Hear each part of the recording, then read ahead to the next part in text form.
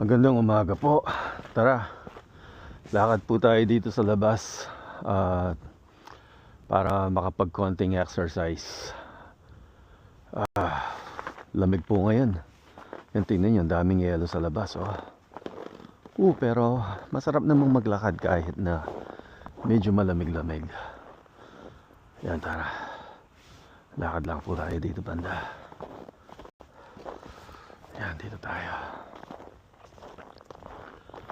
Yan, para kasi kailangan din po nating mag-exercise kahit na malamig, kahit na konting lakad lang para medyo may stretch yung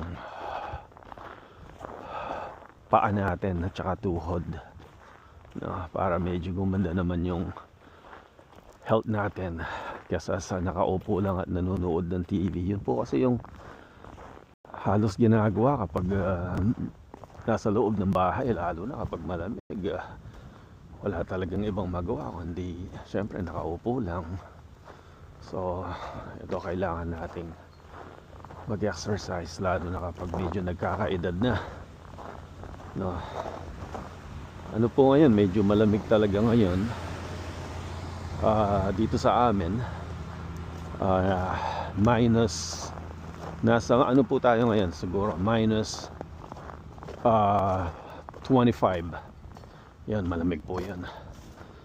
Kahapon at saka ngayon sobrang lamig. Pero bukas, sabi naman nila medyo tataas ng konti ang temperature. Siguro magiging minus 6 na lang bukas. Yan, ganyan po dito. Daming yelo. Pero ano po ngayon February. Pero next month, kapag March na, medyo matutunaw na rin yan. Mawawala na rin ng pakonti-konti. Hindi naman talaga tumatagal yung lamig. Mga nasa, sabihin na nating yung talagang malamig na malamig, mga kulang sa 2 buwan. Yan.